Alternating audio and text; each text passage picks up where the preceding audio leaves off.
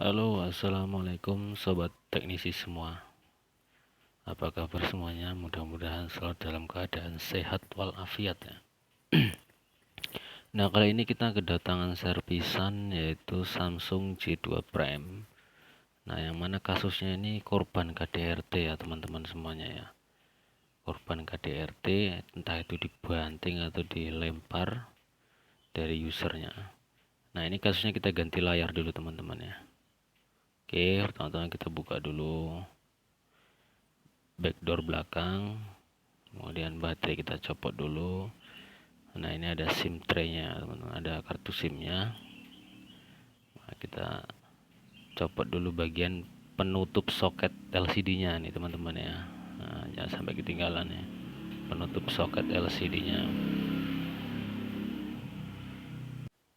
Oke teman-teman, nah sesudah kita lepas bagian penutup soket LCD ya, kita buka dulu ya soketnya. Nah, kemudian SIM-nya itu kita cabut dulu ya teman-teman ya. Nah, untuk kasus J2 Prime ini kita terlebih dahulu nanti kita buka dulu baut-bautnya, baru kita mulai pengangkatan untuk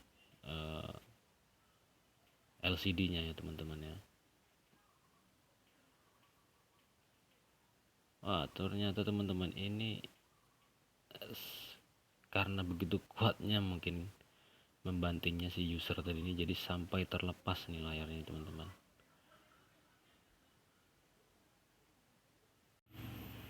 Oke, sobat teknisi semuanya,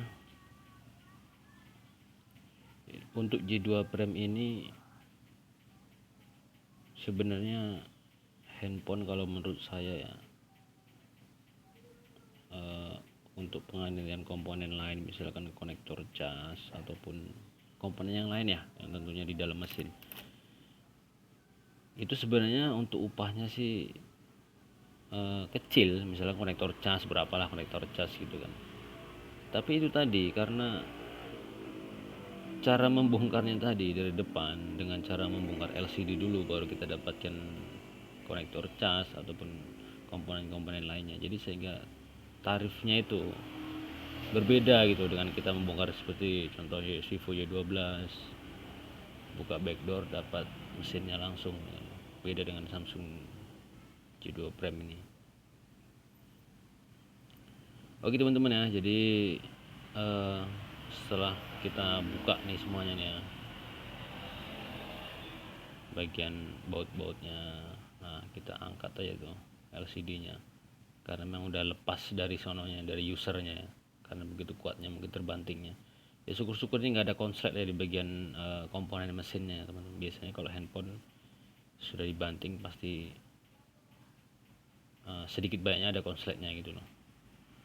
Oke, sesudah kita bongkar ataupun kita angkat LCD-nya, ini yang paling penting ya teman-teman ya, kita harus membersihkan sisi-sisi dari sisa lem ya.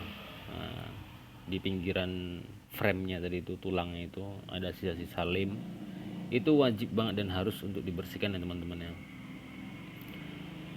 karena fungsinya itu tadi itu sangat berpengaruh untuk si LCD yang baru akan kita pasang nanti ini. Kalau kita membersihkannya kurang maksimal, kurang ataupun kurang rata si frame tadi ini, dia tidak akan keseimbangan lah tentunya. Mungkin nanti ada sedikit lem yang tersisa akan mengganjal di LCD yang baru, itu mengakibatkan fatal ya.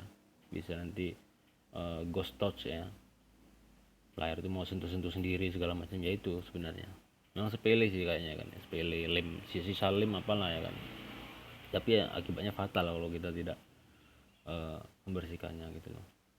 Oke teman-teman ya, jadi ini adalah TS yang baru. TS yang baru, jadi kita buka dulu ya plastiknya, plastik sambungan lemnya itu. Sebenarnya di bawah plastik itu ada lem, cuman kan kurang kuat kalau untuk nempel di frame-nya, jadi nanti kita pakai lem juga, lem T7000 ya. Nah, itu lengket sebenarnya itu. Oke, ini kita pemasangan LCD ke TS-nya atau screen-nya. Nah, untuk kasus G2 Prime ini dia terpisah ya teman-teman ya, antara LCD dan touchscreen terpisah, jadi sendiri-sendiri dah. Makanya kalau keuntungannya tadi tuh, kalau misalkan TS-nya rusak, kita bisa beli TS-nya, kita ganti TS-nya aja tanpa mengganti LCD-nya gitu kan. Nah, ini kita harus bener-bener pas banget nih ya, karena nanti untuk kedudukannya di frame tadi itu harus benar-benar akurat, tidak boleh melenceng gitu loh. Oke, kita harus perlahan.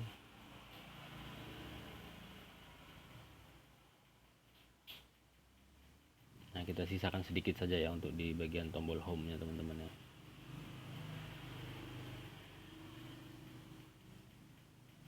Nah, sekarang kita lem ya teman-teman, bagian frame, sisi dari frame tadi ya, tulangnya. Nah, aku rekomendasi buat lemnya tuh lem T7000 ya. Aku dari dulu pakai T7000, itu yang warna hitam. Nah, kenapa aku pakai yang warna hitam? Karena kebanyakan untuk yang warna putih itu kasusnya pasti tembus cahayanya teman-teman ya. Kalau warna hitam dia pasti tidak akan tembus cahayanya, asal kita membersihkan sisa lem tadi rapi, pemasangan rapi, lemnya juga rapi. Mudah-mudahan cahaya tidak keluar dari sisi LCD yang baru kita pasang itu. Nah, itu ya, kita kasih lemnya di sisi untuk tulangannya. Nah, kemudian kita masukkan soketnya itu di lubangnya. Oke, masukkan, sap, kita paskan. Oke, begitu pas. Sisakan sedikit di belakang untuk tombol home. Oke, ditekan-tekan sedikit saja sisinya, pelan-pelan saja, nggak usah kuat-kuat, tekan sedikit sisinya. Nah, itu nampak belum lengket. Nah, kalau aku cara jitu-nya ini kita nggak perlu pakai alat ya, kita nggak perlu pakai alat mahal-mahal nih, murah meriah, 1000 dapat banyak nih. Aku pakai karet gelang ya, dari dulu aku pakai karet gelang, nggak pernah pakai alat penjepit yang biasa dijual di toko-toko online nya, karena itu juga lumayan harganya. Mendingan beli karet, udah yakin tambah bagus hasilnya, tambah presisi dia nantinya ya kan. Nah, ini kenapa bang kok di lem-lem gitu bang, biar apa sih ya, kenapa dikasih karet itu bang? Nah, ini tujuannya itu biar biar benar-benar press dia, benar-benar presisi. Nah, agar tidak lekang lagi gitu ya, biar makin lengket aja lemnya gitu loh. Kalau aku sih dari dulu pakai karet aja, karena itu lebih lebih bagus menurut aku teman-teman ya. Oke, setelah kita karet cukup 3 aja ya, di bagian bawah, bagian tengah, sama bagian atas. Kemudian cukup 6 karet aja teman-teman. Oke, aku tambahin satu lagi bagian atas, itu udah jamin presisi banget teman-teman ya. Kita kasih. Oke, kalau sudah kita cek segala macam.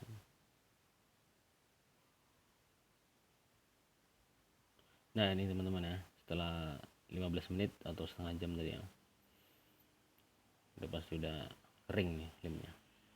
Kita buka lagi karetnya teman-teman ya, kita buka karetnya.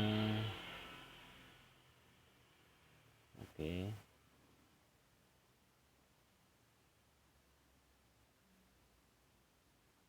nah untuk lem T7000 ini setengah jam aja udah pasti lengket ya. Kemudian kita pasang soket LCD-nya, jangan lupa dipasang ya. Setelah dipasang, kita tutup. Nah, ini jangan lupa, jangan sampai ketinggalan teman-teman. Tutup soket LCD. Nah, ini kita pasang dulu bautnya. Pasang satu persatu bautnya. Nah, sebelum kita pasang tadi LCD-nya udah aku tes duluan ya. Jadi buat teman-teman, ini lupa tadi ngerekord tadi ya. Untuk pemasangan LCD, nah sebelum kita lem tuh kita tes dulu. Nah, kebetulan tadi udah aku tes, cuman lupa ngerekamnya. Kebetulan tadi ada orang beli pulsa kan. Oke, kita pasang baut-bautnya semuanya. Ini baut Samsung J2, lumayan super banyak nih.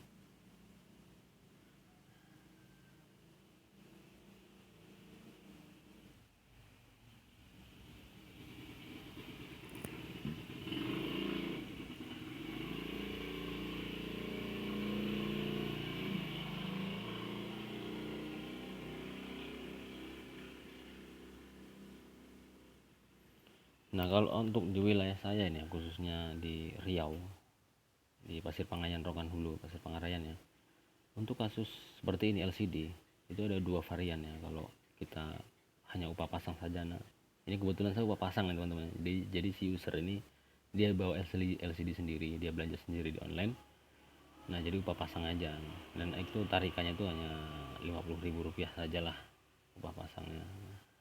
Oke teman-teman, jadi ini udah siap ya. Pasang baut sudah, kita tutup backdoor, pasang baterainya juga sudah. Nah kita bersihkan lagi sisi-sisi dari sisa lem ya. Ini ada sisa lem sedikit di pinggiran-pinggiran handphonenya. Kita bersihkan pakai tangan aja, digosok-gosok juga hilang. Dan ketika kita tekan tombol on off nya, alhamdulillah, dan ternyata jos gandos. Nah, kalau udah seperti ini tidak ada gambaran untuk apa ya, untuk nombok ya teman-teman ya. Banyak teknisi ya seperti itu udah pasti. Kalau teknisi belum ada yang nombok, namanya belum teknisi itu menurut saya ya teman-teman ya. Jadi kita tunggu untuk loadingnya.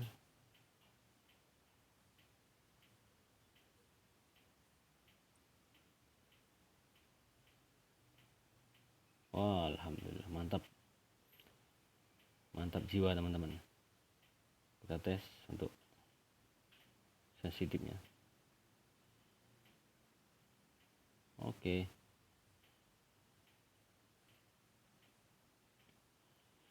Oke teman-teman, sip. Jadi kalau ini langkah selanjutnya adalah koyak nota. Hehehe. Oke teman-teman, jangan lupa like